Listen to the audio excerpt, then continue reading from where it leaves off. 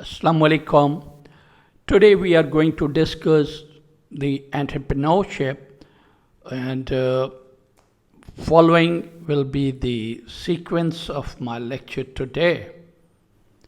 The contents of lecture are what is an entrepreneurship, the characteristics of an entrepreneur, planning to be an entrepreneur, growth pressure, managing a family business, and corporate intrapreneur. Entrepreneur are the people who notice opportunities and take initiative to mobilize resources to make new goods and services. Actually, these people are the risk takers and who have ideas behind their mind in order to run a business. And in order to run that business, what they do, they try and they work for making those ideas come into reality. Whereas when we talk about the intrapreneur, they also notice the responsibility. They also take initiative to mobilize resources. However, they work in large companies and contribute to the innovation of the firm. Entrepreneurs often become entrepreneurs.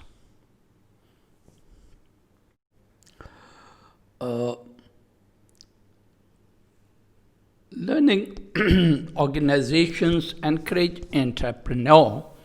That means organizations want to form product champions, people who take ownership of a product from concepts to market.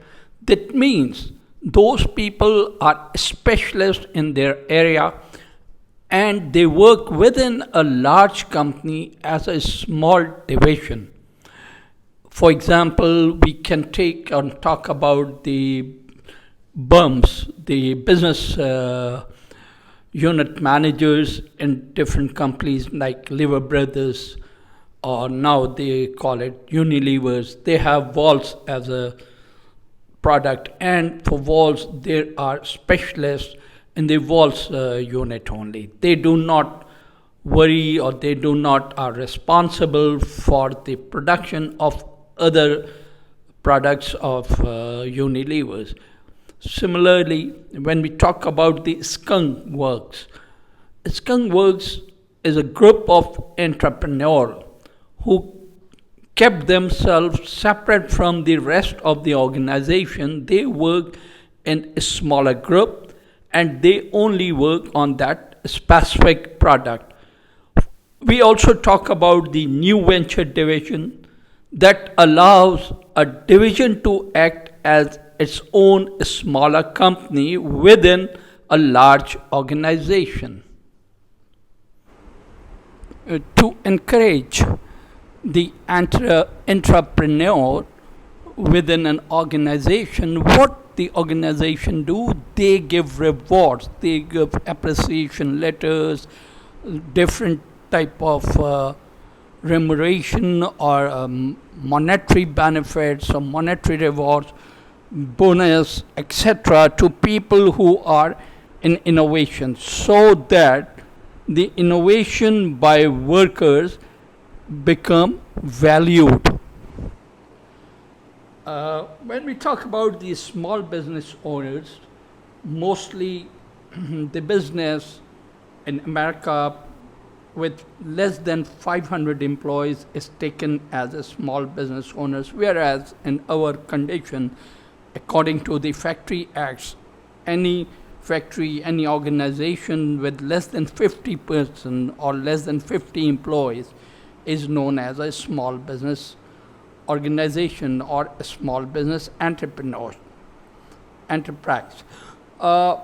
What we see here that the small businesses run and make a big contribution in the overall economy, and they employ a good percentage, in some cases even more than 47-48% of the people of that economy. So small businesses contribute towards the employment of the people.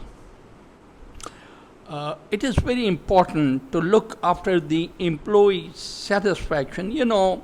In companies with less than 50 people, we have seen that the employees are highly satisfied. The reason is there are personal linkage between the owners and the employees, and as a result, these employees are more satisfied. They are being heard easily, and their demands are being easily addressed. Whereas with a medium-sized company with more than 50 people working, we see that the satisfaction is somewhat less. As the data says, it is about 31% people are satisfied. With bigger companies or huge organization where we have employees in thousands, what we see that the satisfaction in big corporation, is less as compared to that of a smaller business. So organization with thousands have maybe about 25 to 30% satisfaction. You can see that in this graph. The satisfaction is mentioned according to the number of people who are working, and clearly says that organizations with less than 50 people have a very high level of satisfaction, whereas organizations with larger number of employees in thousands have the lowest satisfaction rate. There are certain advantages of a small business. For example, there are greater opportunity to get rich through stock options. That means that a small business, since the entrepreneur has, or the business owner has, greater opportunities, he or she takes his or her own decisions, they feel more important. And then one more thing is that they feel that they are secure. There is no problem with the job security. They don't have to worry for losing a job during the recession or while there's a right sizing being done. Therefore, the comfort level of a small business is more as compared to that of a larger business. At one hand, there are certain advantages of a small business, whereas on the other hand, of course, the lower pay, the fewer benefits, are expected to have many skills. What we mean by all this? What we see that in a smaller business, the pay is generally low because the company is a smaller company, so their market share is small. Since the market share is small, their sales are small, so they have more competitors in the market, and with a smaller capital they run, so it is difficult to guarantee high pays. On the other hand, similarly, the fringe benefits, the other packages are also less than that of any big organization. One more thing which we expect in a smaller business is that every person, or especially the owner of the business or the entrepreneur, should be highly skilled and must have different skills in order to run the business. So he or she has to be a finance manager as well as operations manager, and also will have to do the marketing things, so promotional strategies or the advertising which they have to do, they all are to be done by one person or maybe a small group of people.